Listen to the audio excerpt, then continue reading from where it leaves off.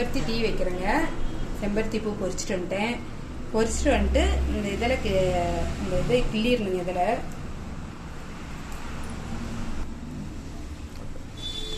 இப்படி கிள்ளிட்டு தண்ணியில் இப்படி போட்டுக்குங்க, வச்சிருங்க. இந்த கப்பில் இன்னைக்கு 3 கப்பு வைக்கிறேன் டீ, செம்பருத்தி டீ. தண்ணி ஊற்றி அடுப்பில் வச்சு ஆன் பண்ணிக்கோங்க. தண்ணி கொதிக்குதுங்க. 3 டம்ளர் தண்ணிக்கு நான் 6 பூ செம்பருத்தி பூ போட்டிருக்கிறேன். தண்ணி கொதிச்சதையும் போட்டு ஒரு 2 நிமிஷம் ஆனதையும் இறக்கிடணும். கலர் மாறினதையும் செம்பருத்தி பூ போட்டு அடுப்பு சிம்மில் வச்சுருங்க. சிம்மில் வச்சு ஒரு 2 நிமிஷம் கொதிக்க விடுங்க. கலர் மாறினதையும் இறக்கிடலாம்.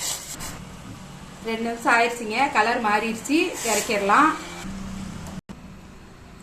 லெமன், 1/2 லெமன் புழிஞ்சிக்கலாம். நான் தான் லெமன் புழிஞ்சு விட்றேன்.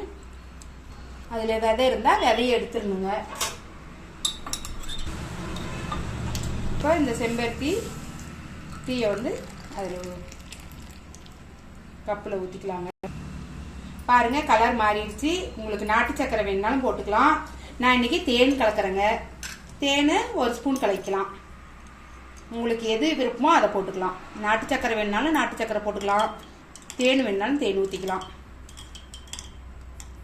Tea ready. டீ காப்பி ரெகுலராக குடிக்கிறதுக்குங்க இந்த செம்பருத்தி டீ ஒரு நேரம் நீங்கள் சேர்த்திக்கலாம். இதை உடம்புக்கு அவ்வளோ ஒரு எனர்ஜிங்க. யார் வேணாலும் குடிக்கலாம். சின்ன பசங்கள்லேருந்து பெரியவங்க வரலும் எல்லாம் குடிக்கலாம். உங்களுக்கு தேன் கலக்கலானாலும் கலக்கலாம். நாட்டு சக்கரை இல்லாதையும் குடிக்கலானாலும் குடிக்கலாம். சுகர் இருக்கிறவங்க இல்லாதையும் குடிக்கலாம். உங்கள் விருப்பம் எதுவோ அதை செஞ்சுக்கலாம். இதில் தினம் குடிக்கலாம். தினம் யூஸ் பண்ணுங்கள். குடிச்சு பார்த்துட்டு கமெண்ட் பண்ணுங்கள். அப்படியே சேனலை ஃபாலோ பண்ணுங்கள்.